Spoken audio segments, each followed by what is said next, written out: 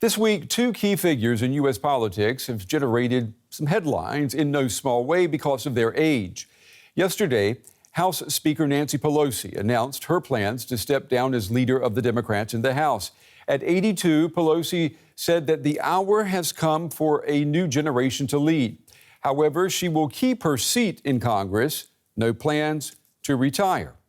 And on Tuesday, former President Donald Trump made it official, announcing that he is again running to be president of the United States. Now, Trump is 76. He would be 78 if the voters were to give him another chance to move into the White House. Trump will be spending the next year or two on the campaign trail. No retirement for him either. And what about the man in the White House right now? Joe Biden has a birthday coming up, a big one. On Sunday, the president will turn 80, and if you are on social media, you know what I mean when I say that many think that gray is getting in the way. Some consider Biden too old for the job. But is he? Or are they being ageist and thinking rather old-fashioned?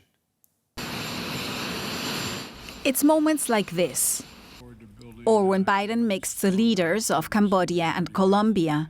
And I want to thank the Prime Minister for Colombia's leadership in the ASEAN chair.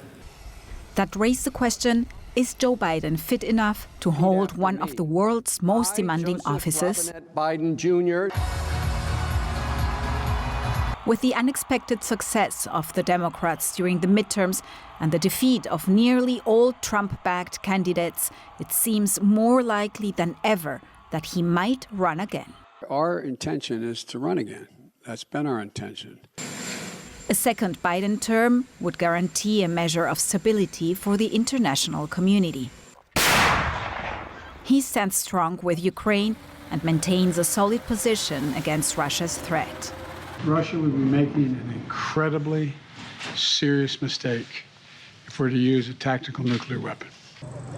He's also convinced that fighting the climate crisis is a crucial responsibility for his own country.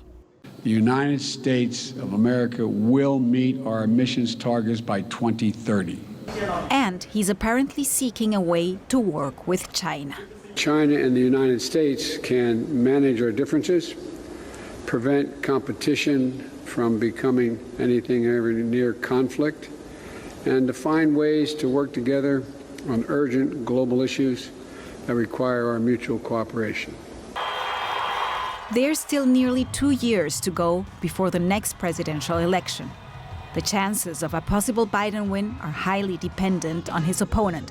He could face a rematch with Donald Trump. In order to make America great and glorious again, I am tonight announcing my candidacy for President of the United States.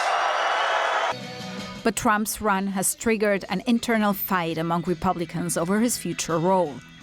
And that Republican divide might help Biden's party. God bless you all. Thank you. Regardless of who runs for the Democrats. And that was Carolina Chamoy there reporting. Carolina joins me now from our studio in Washington, D.C. It's good to see you, Carolina. I want to talk about President Biden in just a moment, but let's just talk about politics in general in the U.S. There is a large number of elderly, older baby boomers in American politics. What explanation have you heard, or what explanation can you give for that type of demographic being in power so long? Well, Brent, as you know, getting into U.S. politics is quite expensive. It can cost up to millions to start a political campaign here in the United States. This is one of the reasons. But also, once these people get in there and they are in the Congress representing their constituencies, they tend to stay there because there is no term limit. So this is why we see these baby boomers, as you just called them, in the Congress. But this is slowly changing because some candidates, and we've seen that in this year's midterm elections, have been able to get into Congress with crowdfunding models or grassroots organizations for helping them in their campaign.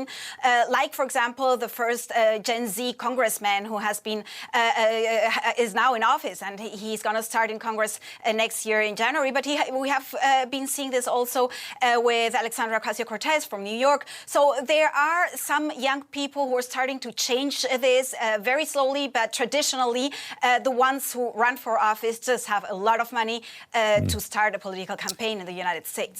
That's true. And older Americans do have more money. That's true. The numbers are very clear about that. Let's talk about the president, Joe Biden. He will turn 80 on Sunday. Is that an event that will be marked in public? Is there going to be a lot of fanfare, or is that something that will be rather quiet and private? Well, I think he would like to keep it quiet. He's not marking that day. He's not marking his birthday. The White House isn't either. But people are marking this day because it's not just a birthday of a U.S. president. It's the 80th birthday of Joe Biden. And with that, he is going to become the oldest president in U.S. history. So there is a symbol behind this birthday as well. And of course, the question that everyone has in mind is he going to run again? This is why people, as you also mentioned on social media especially, are marking this day as an important day. He's not going to have a big birthday party, but a fun fact, Brent, is that his granddaughter is going to have a big party at the White House because it's her wedding this Saturday, and she's going to be marrying there at the White House in the South Lawn. And that's not bad to have a grandfather who can throw a wedding party for you at the White House. And I wonder, you know, it's nice if you got those connections. And I wonder if we place maybe too little value on the wisdom that someone can bring to the table when they are 80 years old. I mean, regardless of politics, Joe Biden seems to personify that, someone with a lot of experience.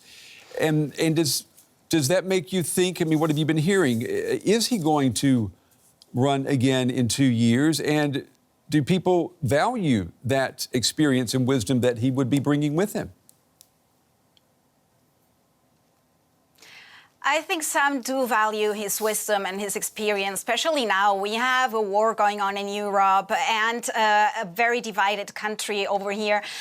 We don't know if he is going to run again for the Democratic Party, but he said that he is going to make a decision by the beginning of next year. And we are already hearing different names, like, for example, Blinken, the Secretary of Foreign Affairs, or Buttigieg, the Secretary of Transportation, who might also be considered as candidates for the Democratic Party.